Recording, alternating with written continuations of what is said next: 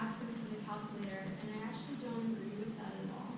I think that it's quite possible for us to define questions that get to the heart of numeracy, even if they have a calculator. That's the whole impression of what a word problem is supposed to be. The interpretive language, the verbal, the other skill sets. You can bring in the numeracy, you can test for these things, and test for the codependence on the calculator. The other thing is, these tools are available, and often they're not very helpful, easy to understand themselves. I still remember the first time I pulled out one of the instruction manuals from a calculator. And so, in large part, some of our responsibility as college educators is to bridge the learning gap for appropriate use of that tool. So if we don't address it in our classrooms, it does not get addressed. And that has a waterfall effect on all of the other courses that are counting on us to ensure that the students have the skills that they need to succeed in problem solving in a variety of other classes. So to say that we need to eliminate the calculator to achieve numeracy, I don't see that. It's part of why we teach algebra.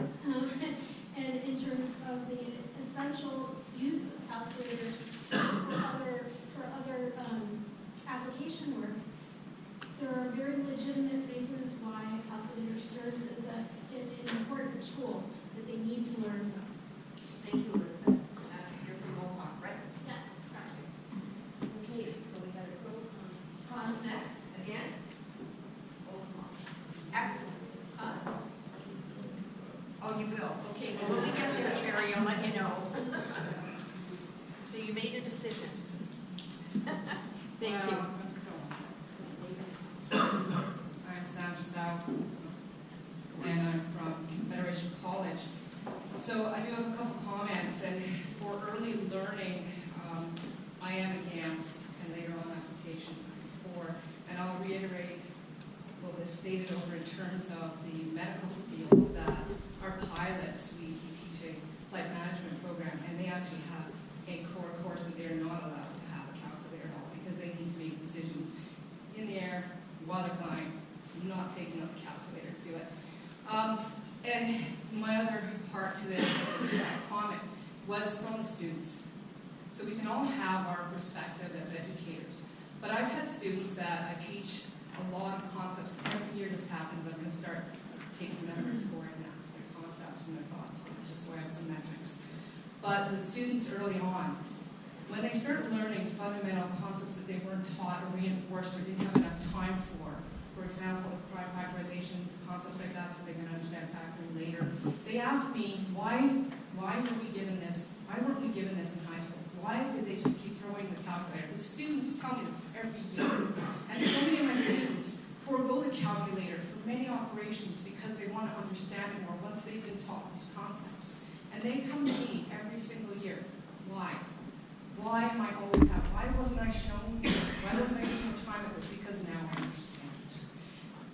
Day to day, I do this all the time in a grocery store. Something costs $15.36. I give the teller a $20 bill, and once they've typed it in, I say, wait a minute, I found the extra 36 cents.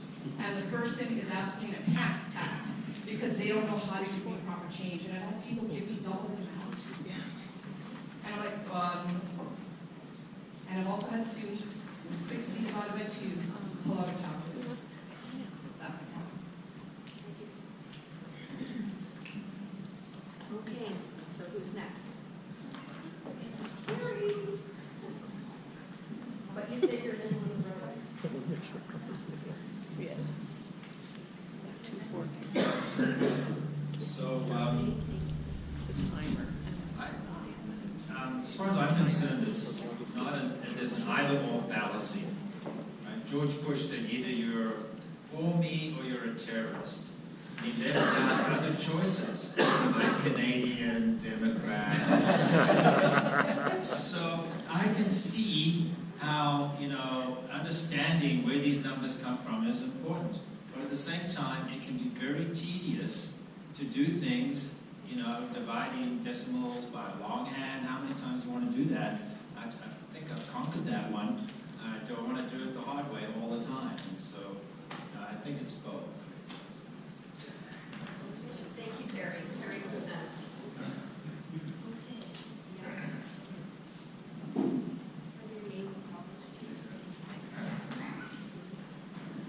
Martinez. I'm from Centennial College. I speak for. I think I'm pro.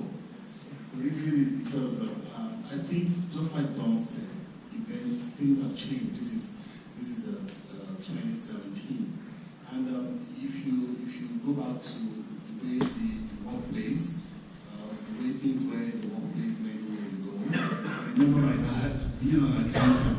One of the reasons they employed him was because he could compute a lot of figures, quickly, mentally, and things like that. But I really don't know if there is a workplace where that is still required, in 2017. I think so. Calculators, the use of calculators is not meant to take our jobs. It is meant, I believe what it's there for is to enhance what the students already know. I believe that why we're saying we should use calculators is because, even those that argue against calculator confirm that calculator is very important.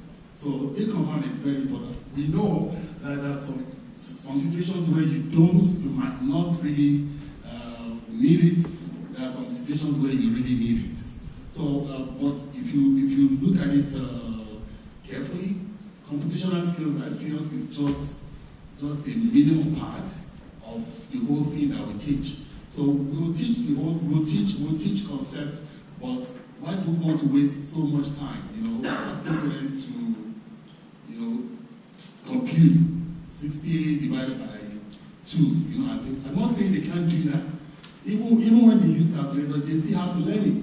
But calculator will just confirm that this is what it is. So I believe calculator has a place, and the way things are, 2017, I believe more and more that we really need it, and we need to start focusing on how to ensure that students are able to use it effectively.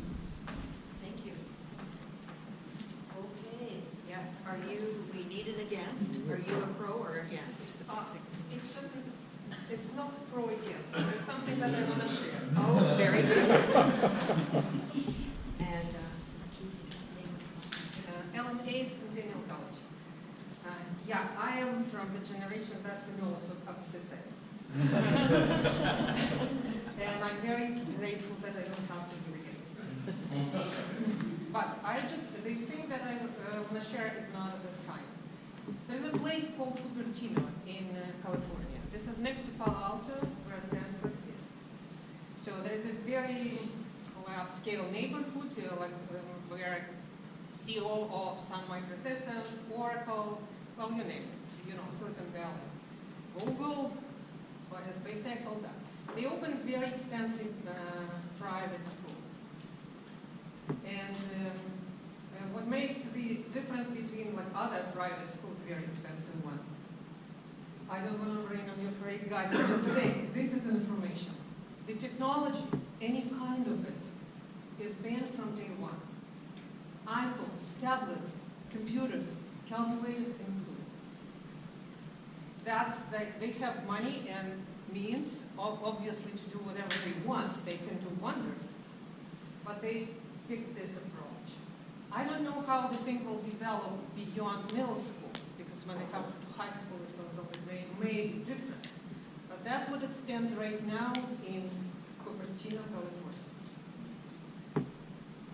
thank you. That's well, you can infer what I'm for, but it was not about that. Thank you. Okay. Thank you. Great. Name and college. So I'm James from Collège Boreal. And maybe to build a little bit on her point, I don't know if I'm for or against. I guess it depends on the situation. If we're talking calculator use before college, I'm definitely against. I think, like we've discussed, learning the basics, learning the concepts, and really building those skills so that when they come into my veterinary math college class, they're not doing 16 plus 8 on their fingers and trying to figure it out. They have those skills.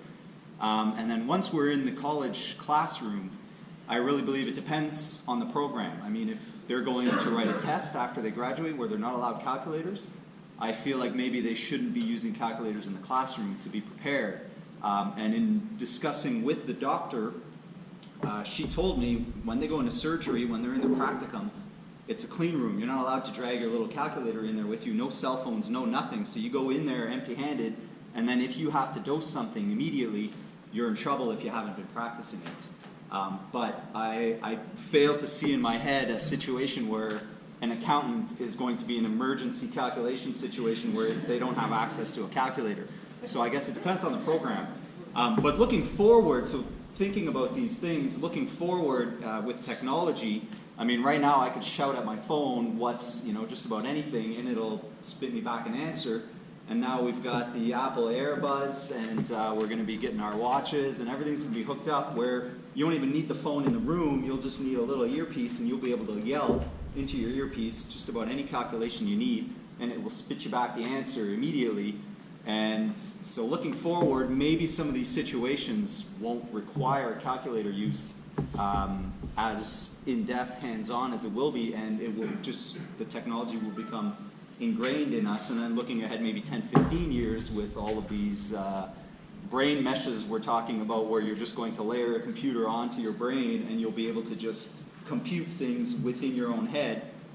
Maybe by that point, this won't even be an argument. So that's my 2 cents.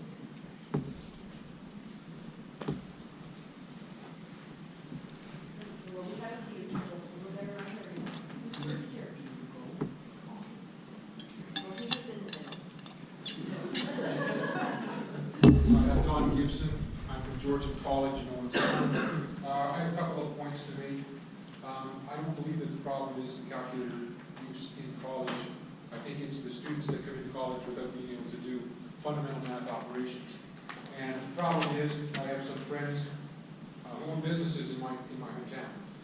They can't hire a high school student who knows how to make change, what we did before. If they don't have a calculator, they don't know how to make change. They can't do basic math. Calculators, contrary to popular belief, calculators are not always available. There are several examples.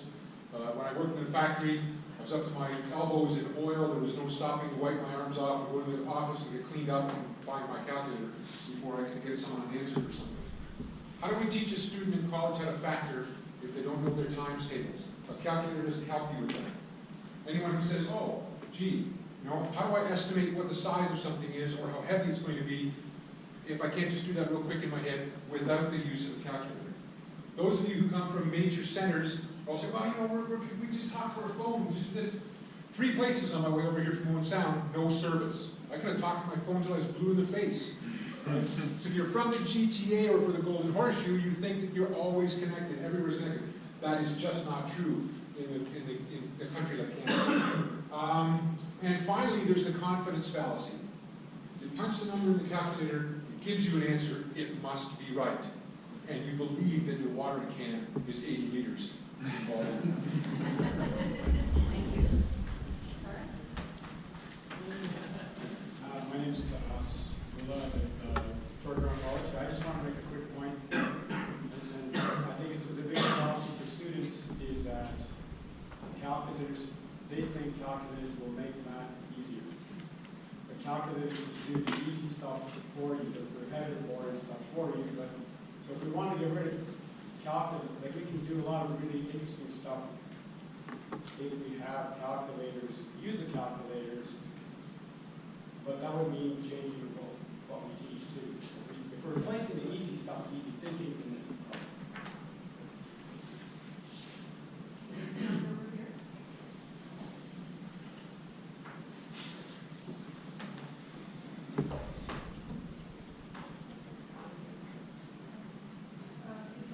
I'm from Summer College, and I just like to add on the point that me just before, and I was speaking in calculator within reason, and the thing that very important for us is employability of our students, and the question that was just asked on the interview, this is the example of the question on the interview. Can you tell me how many nickel points you need to make a structure which is as full as the other? So it's estimation, it's calculation skills, and think quick on your feet. So, and it has to be practiced in process.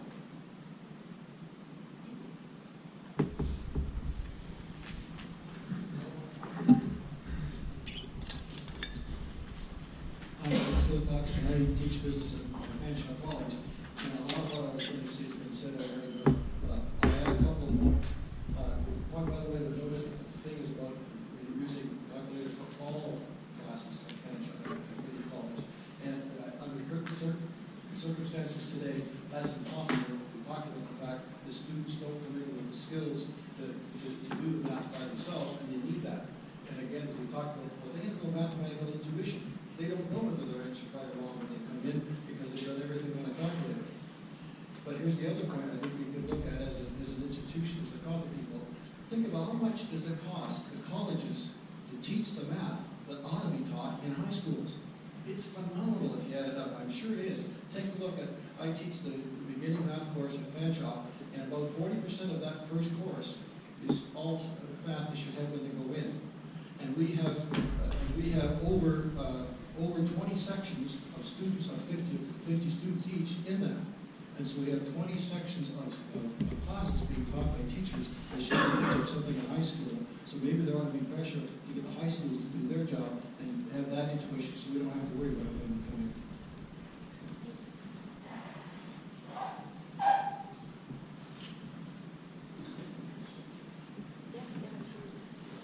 Who's here from Seneca? What about the college math project recommendations to the government in terms of an MCT4C? There were recommendations to make sure that the curriculum in the provincial system was at a core level for technical skills. So that's a question I just want to throw out there. What's happened with those recommendations in the college math project? When is the college math project presented? At 4 o'clock today. 4 o'clock today. And so let's, for anyone who's interested, we'll just check the calendar. It's 4 o'clock, and it is, okay, here we are, here, Veronia, at 4:10. This is a little more specific. There